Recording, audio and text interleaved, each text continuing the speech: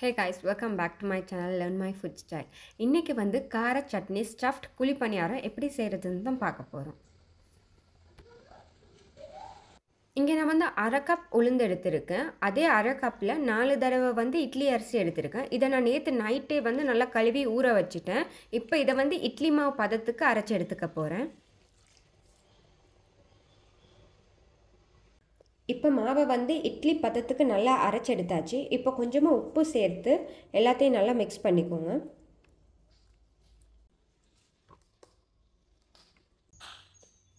உப்பை சேர்த்து நல்லா மிக்ஸ் பண்ணிவிட்டு இப்போ இதை வந்து மூடி வச்சிடுங்க. இது புளிக்கட்டும். புளிச்சதுக்கு அப்புறம் தான் வந்து குழி பணியாரம் போட முடியும். இப்போ கார சட்னி அரைச்சிடுவோம். கார சட்னி அரைக்க காஞ்ச மிளகாய் ஒரு 10 மாதிரி எடுத்திருக்கேன். உங்களுக்கு காரம் இன்னும் அதிகமாக வேணும்னா ஒரு 15 மாதிரி சேர்த்துக்கோங்க. சின்ன வெங்காயமும் பெரிய வெங்காயமும் எடுத்திருக்கேன். கலந்து தான் எடுத்திருக்கேன். நீங்கள் சின்ன வெங்காயம்னா கொஞ்சம் அதிகமாக சேர்த்துக்கோங்க. அப்புறம் தக்காளி 2 எடுத்திருக்கேன். நல்லா பழுத்த தக்காளியாக இருக்கணும். அதுக்கப்புறம் ஒரு மீடியம் சைஸ் வெள்ளைப்பூண்டு உரித்து வச்சுருக்கேன். ஒரு சின்ன துண்டு புளி, அதுக்கப்புறம் கொஞ்சமாக வெல்லம். இப்போ இது எல்லாத்தையும் சேர்த்து அரைச்சி எடுத்துக்கொள்ளும்.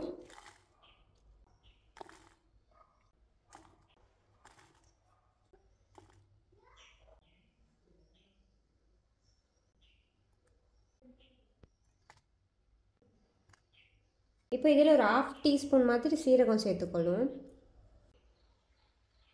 கொஞ்சமாக உப்பு.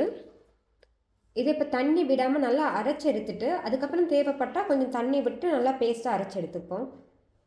இப்போ கொஞ்சம் அரைச்சி எடுத்துக்கிட்டேன். இப்போ இதில் கொஞ்சம் தண்ணி கலந்து இன்னும் கொஞ்சம் அரைக்க போகிறேன்.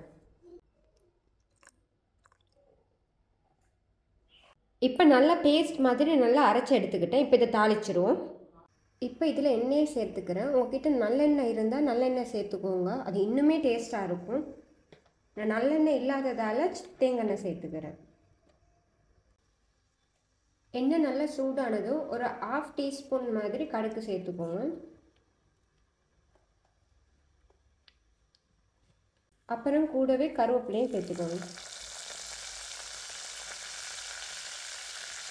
கருவேப்பிலையும் பொரிஞ்சதுக்கப்புறம் பேஸ்ட்டை சேர்த்துக்கோங்க.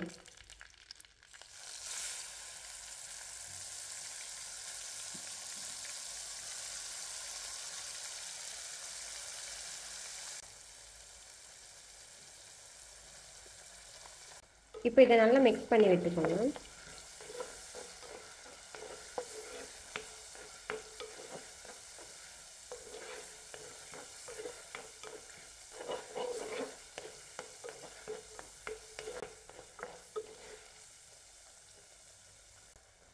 இப்போ உங்களுக்கு பச்சை வாசனை பிடிக்கும்னா இதை நீங்கள் இப்போவே இறக்கிடலாம். இல்லைன்னா கொஞ்சம் எண்ணெய் பிரிய ஆரம்பித்ததுக்கப்புறம் இறக்கிக்கணும். இப்போ குழி பணியாரத்துக்கு தேவையான மசாலாவை ரெடி பண்ணிடுவோம். அதுக்கு வந்து சட்டியை நல்லா காய வச்சுட்டு அதில் எண்ணெயை சேர்த்துக்கணும்.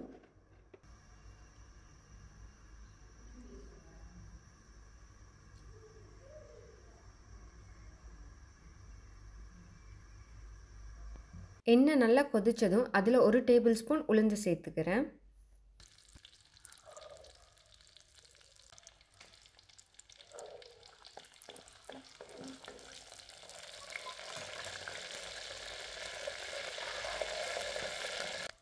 கூடவே 1 டீஸ்பூன் கடுகு,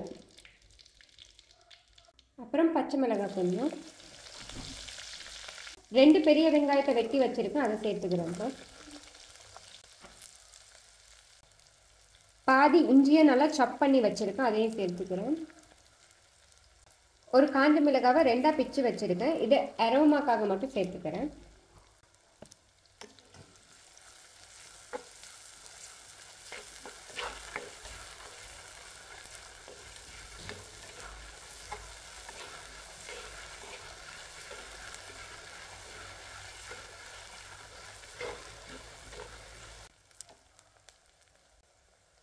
இப்போ வெட்டி வச்ச கருவேப்பிலையை சேர்த்துக்கோங்க.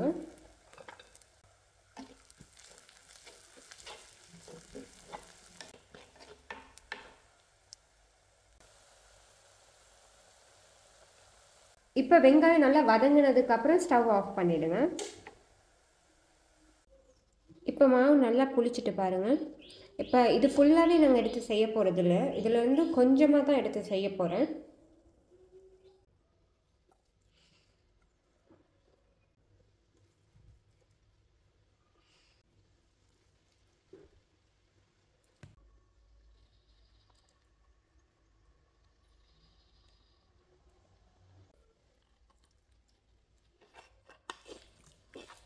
இப்போ இவ்வளோ மாவுக்கு தான் எடுத்து செய்ய போகிறேன். இப்போ இதில் மசாலாவை மிக்ஸ் பண்ணிடுவோம்.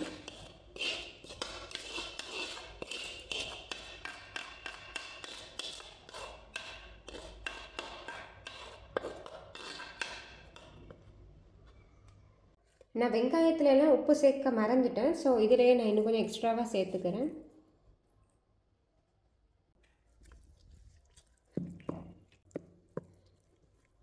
மசாலா கொஞ்சம் அதிகமானாலும் பரவாயில்ல, ஆனால் மாவு அதிகமாக்கிடக்கூடாது. அப்படி அதிகமாகுனா சாப்பிடும்போது நல்லா இருக்காது. உங்களுக்கு இதில் கன்சிஸ்டன்சி பார்த்தா தெரியும், இப்படி தான் இருக்கணும்.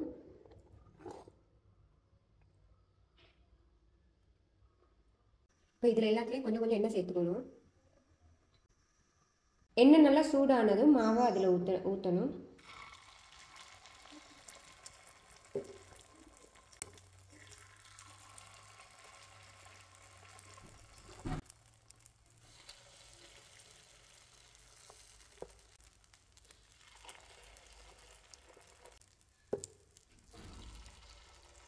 சிலதுகளில் மட்டும் கொஞ்சம் கார சட்னி ஸ்டஃப் பண்ணி செஞ்சால் நல்லாயிருக்கும். ஸோ சிலதுகளில் அப்படி செய்வோம்.